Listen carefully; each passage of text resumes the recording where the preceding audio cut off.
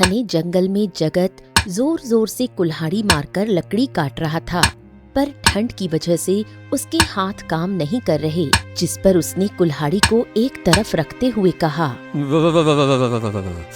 कितनी कड़ाके की ठंड पड़ रही है, अभी तक ठंड कम क्यों नहीं हुई? अगर इसी तरह से ठंड पड़ती रही तो काम किस प्रकार से होगा? ये कहकर वो फिर से कुल्हाड़ी उठाता है और लकड़ी काटने लगता है।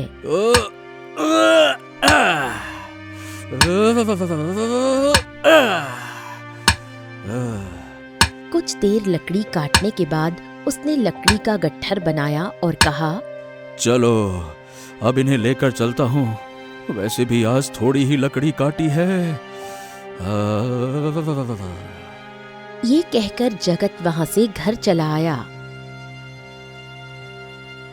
गांव में आने के बाद जगत ने देखा गांव वाले आग को जलाकर बैठे हुए थे। जब उनकी नजर जगत पर गई तो मुकेश ने जगत से कहा, अरे जगत, आ गए भाई लकड़ी काट कर। हाँ भैया, आ गया। आज तो कड़ाके की ठंड है बहुत ज्यादा। और क्या, ठंड की वजह से कुछ समझ ही नहीं आ रहा। वैसे तुमने इन्हें बाजार में नहीं बेचा, क्यों भाई? अरे मुकेश भाई, कहाँ बेचूं? आज थोड़ी सी ही लकड़ी काट पाया। ठंड ऐसी है कि काम करते नहीं बन रहा। अब थोड़ी सी लकड़ी कहाँ जाऊं बेचने, इसीलिए घर ले आया। कम से कम जलाने के काम आ जाएगी, तापने के काम आ जाएगी। ये तो तुमने बहुत ही अच्छा सोचा, पर अगर तुम इन्हें बेचना चाहो तो लाओ भैया, मुझको दे दो, क्योंकि मेरी लकड़ियां खत्म हो गई हैं। ये सुनकर जगत थोड़ा हैरान हुआ और बोला, क्या आप सच कह रहे हो मुकेश भाई? माने कि आप मेरी लकड़ियां खरीद लोगे? हाँ, क्योंकि हम तो जंगल जा नहीं पाते हैं, तो तुमसे ही खरीद लेंगे। और वैसे भी तुम लकड़हारे हो, तुम तो रोजाना लकड़ियां लाते रहते हो भाई। ये सुनकर जगत काफी खुश हुआ और बोला, हाँ तो ठीक है, आप ले लीजिए, मैं अपने लिए कल दूसरी ले आऊंगा। हाँ, ये लीजिए। इसके बाद मुकेश ने लकड़ियों को ले लिया और उसे पैसे दे दिए। जगत पैसे देखकर बहुत खुश हुआ और बोला, अच्छा भैया, मैं चलता हूँ। हाँ, बढ़िया से आग सेको, मैं चला। हाँ, जगत सुनो, अगर तुम रोजाना लकड़ियां ला सको तो बहुत अच्छी बात है, क्योंकि भैया ठंड गजब की पड़ रही है। मैं रोजाना ले सकता हूँ, बिना आग के ठंड नहीं कट सकती। हाँ जगत, ला देना भाई, क्योंकि मुझसे भी जंगल नहीं जाया जाता है। कौन जाए इस कड़ाके की ठंड में जंगल।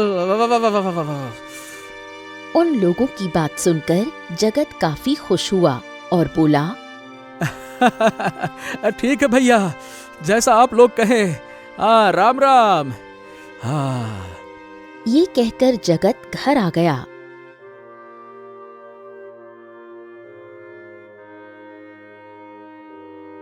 घर आने पर उसने अपने आप से कहा, अब जल्दी से घर के काम कर लेता हूँ। ठंड की वजह से हाथ पैर बिल्कुल नहीं चलते हैं। अरे भगवान, इतनी ठंड क्यों पड़ा रहे हो? क्या चाहते हो? हम लोगों की बर्फ जमा दोगे क्या? ये कहकर जगत काम करने लगा। समय के साथ ठंड बढ़ती जा रही थी, जिस वजह से जगत को काफी सारी परेशानियां होती, क्योंकि ठंड ज्यादा होने की वजह से जंगल में ओस की वजह से पेड़ भी गीले हो जाते थे।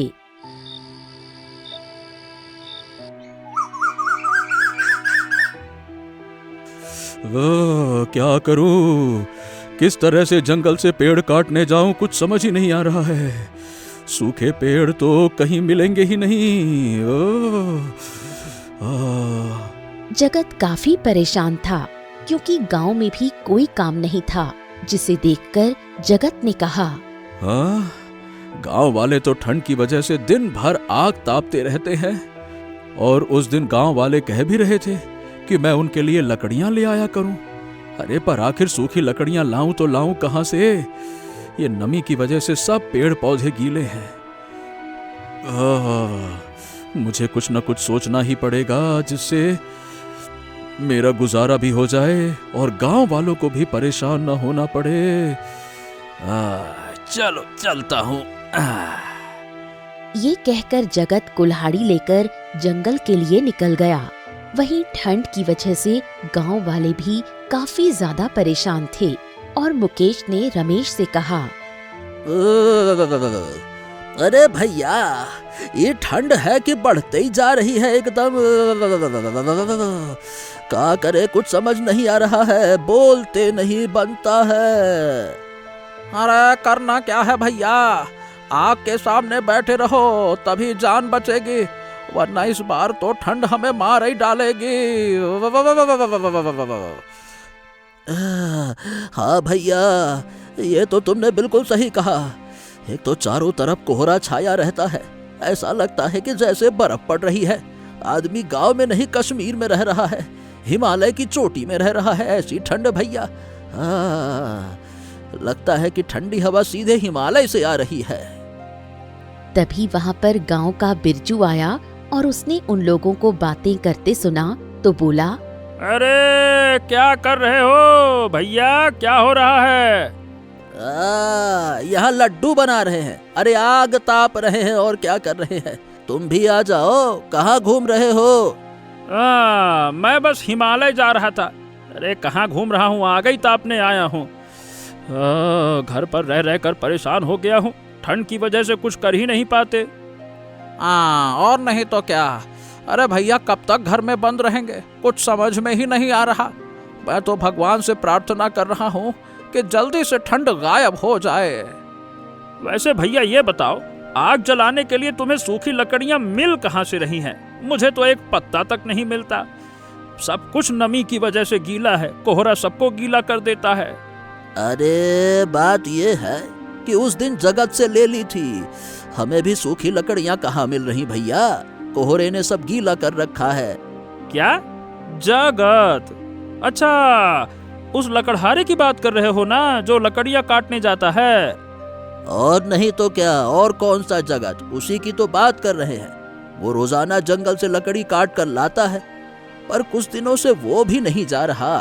क्या करे बेचारा, ठंडाई इतनी ज्यादा है कि जाके करेगा क्या। हाँ, ये तो सही कहा। जंगल में भी तो पेड़ गीले हो गए होंगे, क्या करेंगे गीले लकड़ी का। अरे लगाओ भैया, आग बढ़ाओ, ये तो आग ठंडी हुई जा रही है। दूसरी तरफ जगत जंगल में आया और अपने आप से बोला, आज मैं मोटे मोटे पेड़ों को काट कर घर पे ले जाऊंगा, क्योंकि इस तरह घर पर लकड़ी सूख भी तो जाएगी, फिर सूखी लकड़ी बेच दूंगा। चलो।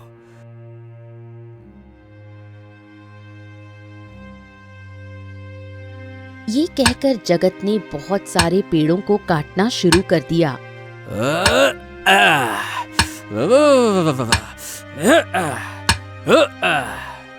और फिर अपने आप से बोला, हाँ, अब मैं इन सारे पेड़ों को घर ले जाता हूँ, चाहे कितना भी समय लगे, मुझे ये काम आज ही करना है। ये कहकर जगत सारी लकड़ियों को उठाकर घर ले जाने लगा। रात तक उसने सारी लकड़ियों को घर पर इकट्ठा कर लिया और उन्हें देखकर काफी खुश हुआ।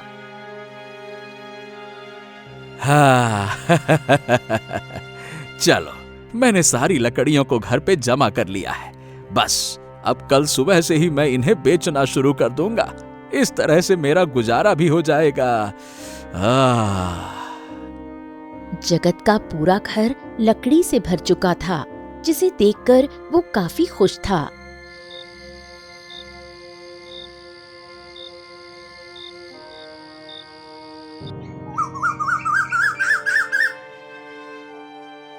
अगली सुबह जगत उठा और बोला, चलो इन्हें बेचना शुरू कर देता हूँ।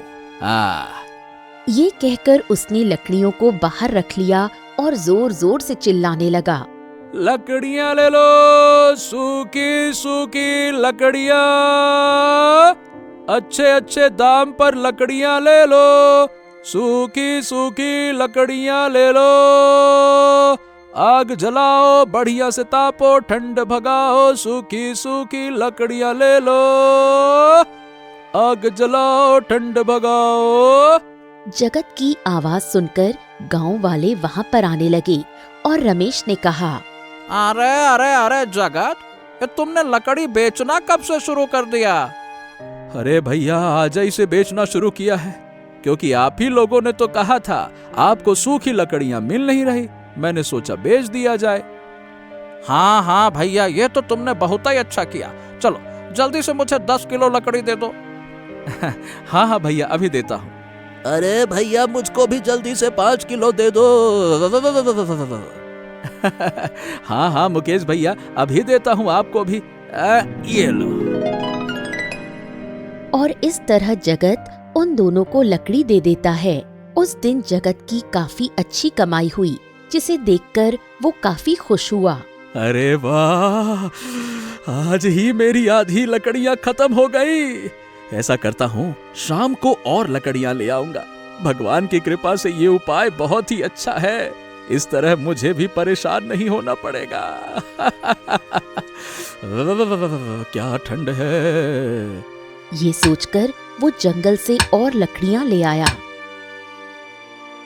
समय गुजर रहा था, जगत अब काफी खुश था, पर जब बिरजू ने ये सब देखा तो उसने अपने आप से कहा, ये जगत इतनी सारी लकड़ियां ला कहाँ से रहा है? इसके यहाँ पर हमेशा भीड़ ही लगी रहती है। मुझे कुछ न कुछ तो करना पड़ेगा, क्योंकि मैं इस लकड़हारे को अमीर तो नहीं होने दूंगा। देख बेटा, अब मैं क्या करता हूँ।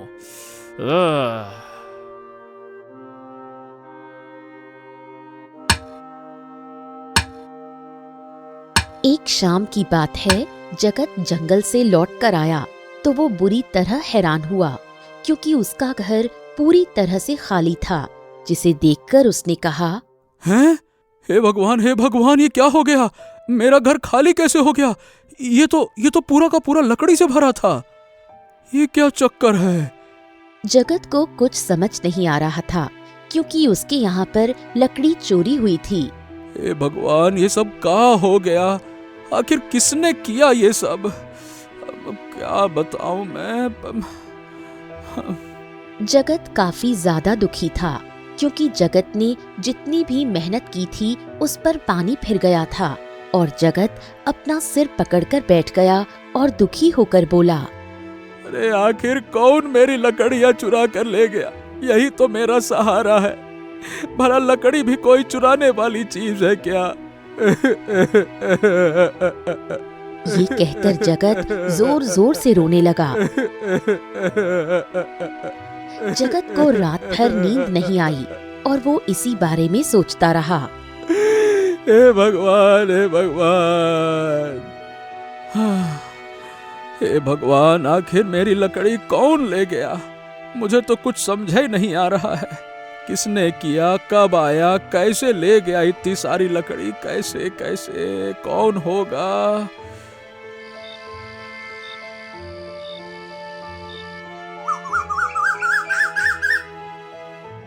अगली सुबह जगत उठा, पर वो काफी ज्यादा दुखी था। तभी वहां पर मुकेश लकड़ी लेने आया और बोला, अरे जगत भैया, लाओ भैया, लकड़ी तो दे दो, गजब की ठंड है, लाओ लाओ। पर जब मुकेश ने जगत को दुखी देखा तो कहा, अरे क्या हुआ भैया? तुम इतने दुखी काहे लग रहे हो? क्या बताऊं भैया, कल मेरे घर पर बहुत बड़ी चोरी हो गई। क्या चोरी हो गई? पर किसने की चोरी? ये तो मुझे भी नहीं पता भैया, पर वो मेरी सारी लकड़ियां चुरा कर ले गया। क्या? लकड़ी की चोरी? क्या बात कर रहे हो भैया? भला ये कैसे हो सकता है? यही तो मेरे समझ में नहीं आ रहा भैया। मैंने बहुत मेहनत से लकड़ी जमा की थी, मैं तो लुट गया, बर्बाद हो गया। समझ नहीं आ रहा कि क्या करूं, किसके पास जाऊं। अरे अरे भैया, तुम परेशान मत हो। एक काम करो, तुम मुखिया जी से इस बारे में बातचीत करो, कुछ न कुछ उपाय निकालेंगे वो। हाँ हाँ भैया, तुम सही कह रहे हो, मैं मुखिया जी से बात करूंगा। हाँ। ये कहकर जगत मुखिया के घर के लिए निकल गया। वहीं मुकेश ने बिरजू की आवाज सुनी जो लकड़ी को बेच रहा था, जिसे सुनकर वो थोड़ा हैरान हुआ और बोला, अरे ये तो बिरजू की आवाज है, ये आखिर लकड़ी कहाँ से ले आया? चलो इसी से ले लेता हूँ। ये कहकर मुकेश बिरजू के घर की तरफ चला गया। लकड़ी वाला आया भैया, लकड़ी ले लो। जब मुकेश बिरजू के घर के बाहर पहुंचा तो वहाँ पर बिरजू लकड़ी बेच रहा था, जिसे देखकर मुकेश थोड़ा हैरान हुआ और बोला, अरे बिरजू, ए भैया, तू कब से लकड़ी बेचने लगा? क्यों, मैं लकड़ी काहे नहीं बेच सकता? मतलब हाँ, क्यों नहीं बेच सकता, पर अचानक से इतनी सारी लकड़ियाँ तेरे पास कहाँ से आई? गजब बात करते हो, आसमान से टपकी हैं क्या, या फिर जमीन से खोद के निकाला है मैंने? अरे जंगल से काट कर लेकर आया हूँ, और कहाँ से? अरे भैया, पर तुम लकड़हारे नहीं हो, तो फिर तुम ये काम क्यों शुरू कर रहे हो? वाह, माने कि क्या सिर्फ लकड़हारे ही लकड़ियों को काटेंगे और बेचेंगे, हम बैठे बैठे देखेंगे बस, हैं? अरे नहीं, मेरा कहने का वो मतलब नहीं था, मैं तो बस यहाँ पर लकड़ी लेने आया था। अरे तो फिर लकड़ी लो ना, ये फालतू के सवाल जवाब काहे कर रहे हो? ये बताओ कितनी लकड़ी चाहिए? अब लाओ, 10 किलो दे दो, लाओ। इसके बाद बिरजू ने मुकेश को लकड़ियाँ दी और वो पैसे देकर चला गया, जिस पर बिरजू बहुत खुश हुआ और बोला, हाँ चलो, पहला ग्राहक ही 10 किलो लकड़ी ले गया, बस इसी तरह से मेरी लकड़ियाँ बिकती रहे, मैं तो माला माल हो जाऊंगा। उस दिन बिरजू की काफी अच्छी बिक्री हुई, जिस पर बिरजू काफी खुश हुआ। लकड़ियाँ ले लो, लकड़ियाँ ले लो, लकड़ी वाला आया भैया, लकड़ी ले लो, लकड़ी ले लो, लकड़ी ले लो, लकड़ी ले लो। हाँ मुझे नहीं पता था कि लकड़ियाँ बेचने में इतना फायदा होता है, अब तो मैं यही बेचा करूँगा।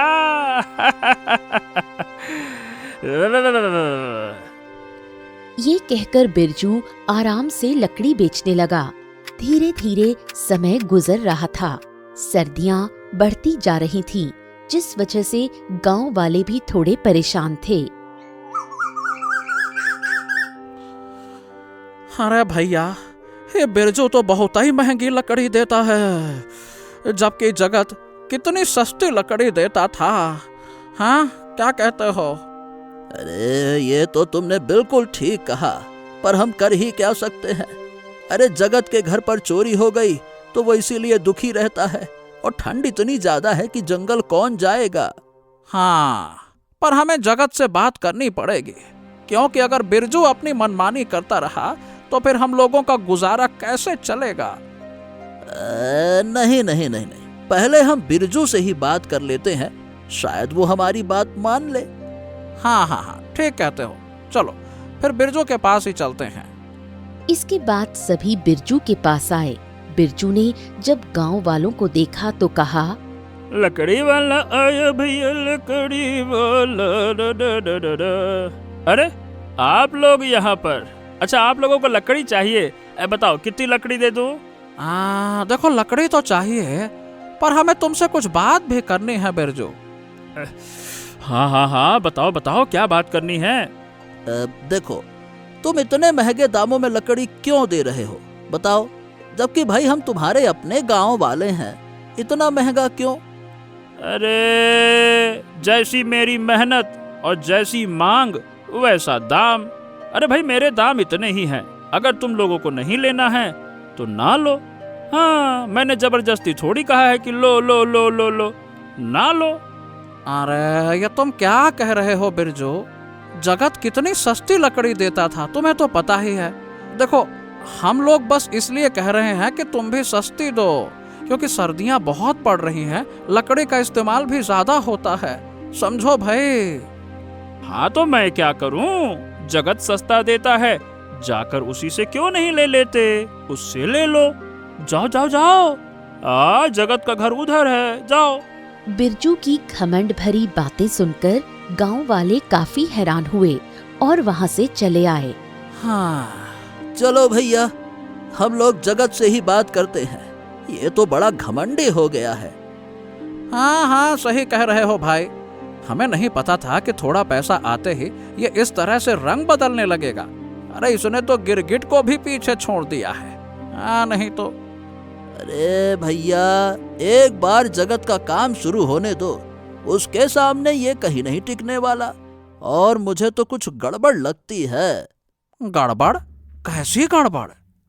अरे तुम ही सोचो, अचानक से जगत की लकड़ियां चोरी हो गईं और बिरजू के पास अचानक से खूब लकड़ियां आ गईं। अब बिरजू दनादन बेचे पड़ा है। बताओ क्या है ये? हाँ, कहे तो तुम बिल्कुल ठीक रहे हो, पर ऐसे कुछ बातों बातों में साबित नहीं हुआ है, इसीलिए हम भी कुछ कह तो नहीं सकते हैं। अब चलो कोई बात नहीं, हम लोग जगत के पास ही चलते हैं, आओ। इसके बाद वो सभी जगत के घर आए, जहाँ पर जगत काफी दुखी बैठा था। जगत को दुखी देखकर वो लोग थोड़े परेशान हुए और फिर मुकेश ने जगत से कहा, अरे भैया, क्या कर रहे हो? गांव वालों को अपने घर पर देखकर जगत थोड़ा हैरान हुआ और बोला, अरे आप लोग यहाँ कैसे आना हुआ? अरे तुमसे कुछ जरूरी बात करनी है, और कैसे आना हुआ? हाँ हाँ बताओ ना भैया, गजब की कड़ाके की ठंड है, बताओ क्या बात करनी है? देखो जगत, हम चाहते हैं कि तुम फिर से लकड़ियां बेचना शुरू करो, क्योंकि बिरजू बहुत महंगी लकड़ी दे रहा है। अरे भैया, मैं फिर से कैसे लकड़ी बेचूं? मेरी मेहनत कोई चुरा ले गया और मुझे पता भी नहीं है कि कौन ले गया, कौन चोर है। अरे तो तुमने मुखिया जी से बात नहीं की थी क्या? मुखिया जी से बात की, पर मुखिया जी कह रहे हैं कि कोई सबूत ही नहीं है, जिस वजह से किसी पर भी शक नहीं किया जा सकता। वैसे बिरजू कब से लकड़ी बेच रहा है? अरे भैया, जिस दिन तुम्हारी लकड़ी चोरी हुई थी ना, उसके अगले ही दिन से बिरजू बेच रहा है। क्या? पर यह कैसे हो सकता है भैया? यही तो हमें पता नहीं चल रहा, पर वो कह रहा था कि वो लकड़ी जंगल से लाया है। हाँ, चलो कोई बात नहीं, पर मेरा मन नहीं है कि अब मैं फिर से लकड़ी बेचूं। अब अरे नहीं नहीं नहीं भैया, अब तुम फिर से लकड़ी बेचो, वरना हम गांव वाले ठंड से मर जाएंगे भाई, क्योंकि बिरजू बहुत महंगी लकड़ी दे रहा है और हम लोग नहीं खरीद पा रहे हैं। अब देखो, तुम ही हमारी मदद कर सकते हो, मना मत करना। गांव वालों को इतना परेशान देखकर जगत भी थोड़ा हैरान हुआ और सोचने लगा। काफी देर सोचने के बाद जगत ने कहा, हाँ ठीक है, अगर आप लोग चाहते हैं तो मैं फिर से आप लोगों के लिए लकड़ी काट कर लाऊंगा और बेचूंगा। ठीक है। ये सुनकर वो सभी बहुत खुश हुए और बोले, हमें तुमसे यही उम्मीद थी जगत, बहुत बढ़िया, बहुत बढ़िया। इसके बाद गांव वाले वहां से चले गए, जिस पर जगत ने कहा, हाँ, मैंने ये ध्यान क्यों नहीं दिया? मैं अपने दुख में इतना खो गया कि बिरजू की तरफ बिल्कुल ध्यान ही नहीं दे पाया। मुझे पता लगाना ही पड़ेगा कि आखिर सच्चाई है क्या। पर सबसे पहले जंगल जाता हूँ। गजब ठंड है। ये कहकर जगत ने कुल्हाड़ी उठाई और लकड़ी काटने के लिए जंगल आ गया। जंगल आने के बाद जगत जंगल को अच्छी तरह देखने लगा और उसने अपने आप से कहा, लेकिन यहाँ पर तो लकड़ी काटने के निशान ही नहीं हैं। बस उन्हीं पेड़ों पर निशान हैं जिन्हें मैं काट कर ले गया था। तो फिर आखिरकार ये बिरजू के पास लकड़ी आई कहाँ से? जगत काफी हैरान था। उसने जंगल के और अंदर जाकर देखा, पर वहाँ पर भी लकड़ी काटने के लिए कोई निशान नहीं थे, जिसे देखकर जगत ने हैरानी से कहा, बड़ी हैरानी वाली बात है। मैं तो काफी अंदर तक आ गया हूँ। आखिर ये कैसे हो सकता है? तभी अचानक बिरजू का दिमाग घूमा और उसने कहा, अच्छा, तो ऐसी बात है। दात तेरे की, मैंने पहले क्यों ध्यान नहीं दिया? अब मुझे उसे सबक सिखाना ही पड़ेगा। सबसे पहले मैं लकड़ी काट लेता हूँ। हाँ। ये कहकर बिरजू ने लकड़ी को काटना शुरू कर दिया।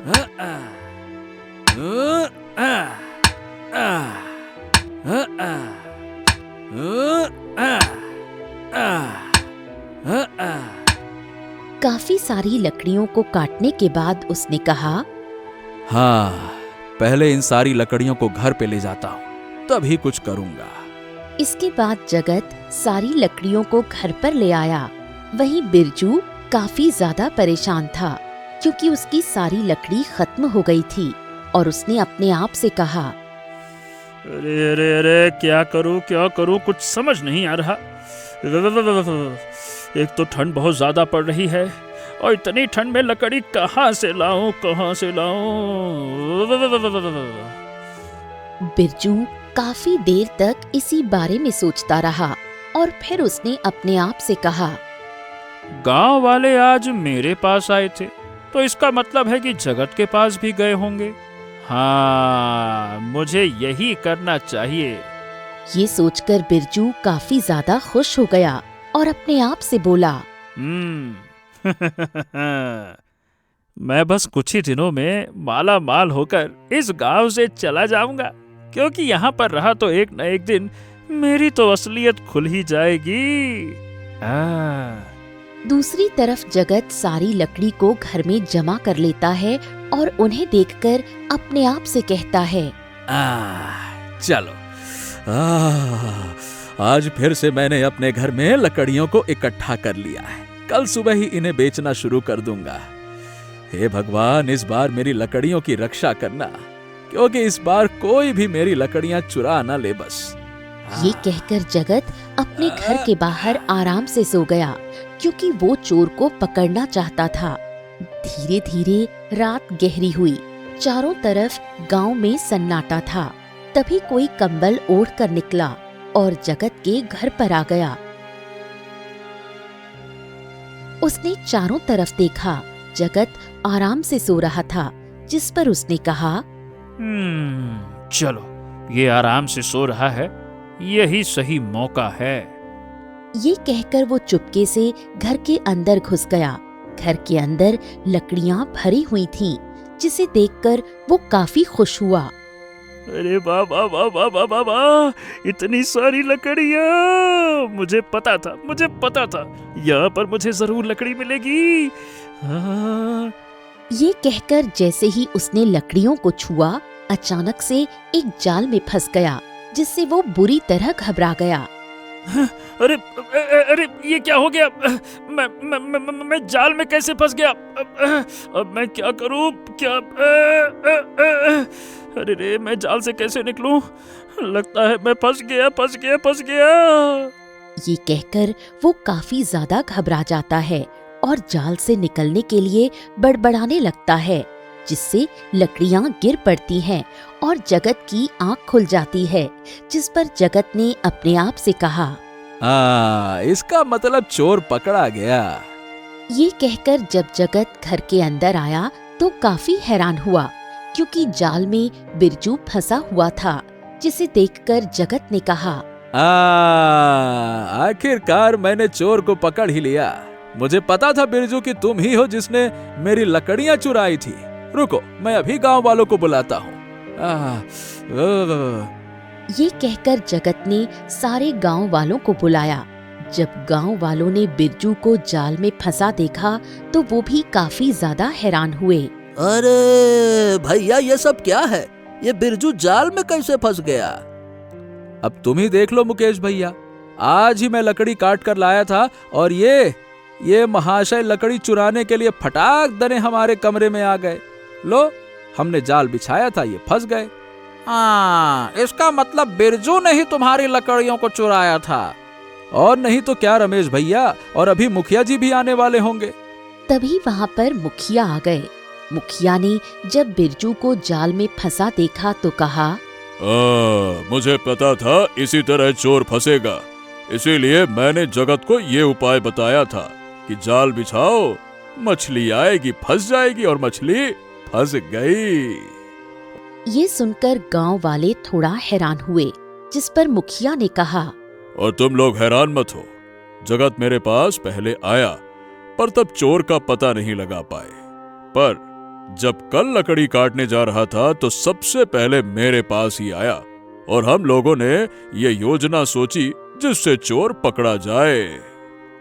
ये सुनकर बिरजू काफी ज्यादा दुखी हुआ और बोला, मुझे माफ कर दो मुखिया जी, मुझे जाल से निकालो, मुझे बहुत डर लग रहा है, मुझसे गलती हो गई। हाँ हाँ, क्यों नहीं, अभी निकालते हैं तुम्हें, रुक जाओ। इसके बाद जगत ने बिरजू को जाल से निकाला, जिस पर मुखिया ने बिरजू से कहा, क्यों, तुम्हें शर्म नहीं आई ऐसा काम करते हुए?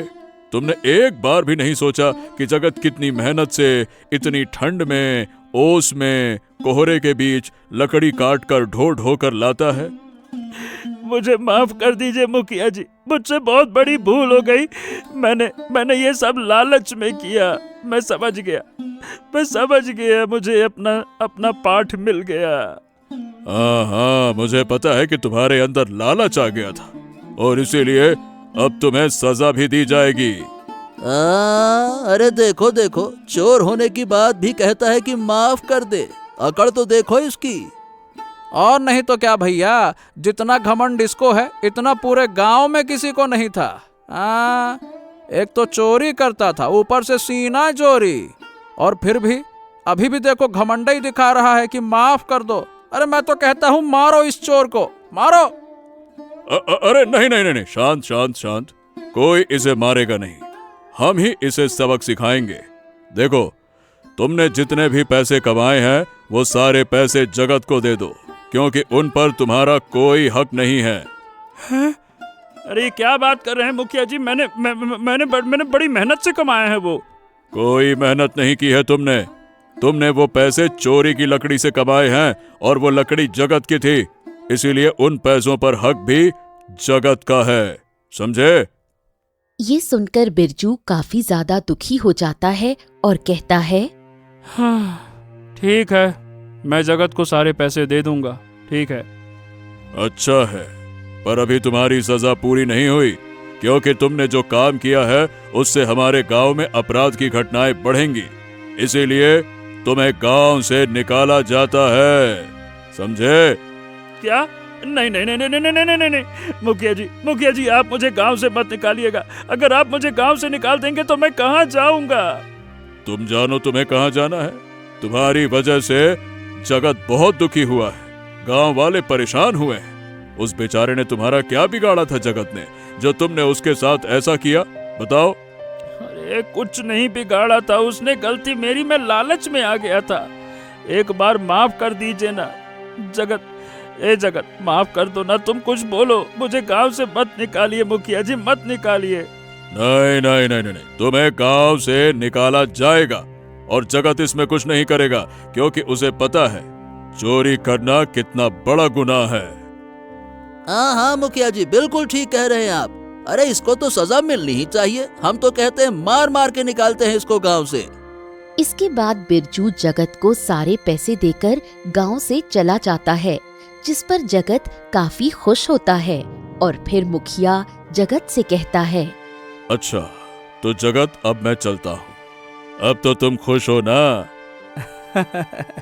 हाँ मुखिया जी, अब मैं बहुत खुश हूँ, आपकी वजह से चोर पकड़ा गया। अरे नहीं, ये सब तुम्हारी ही बुद्धिमानी थी, वरना चोर कभी नहीं पकड़ा जाता।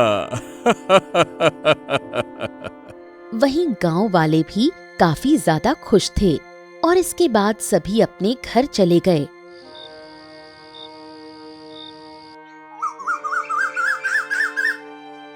अगली सुबह जगत फिर से पहले की तरह लकड़ी बेचने लगा और अब वो बहुत खुश था।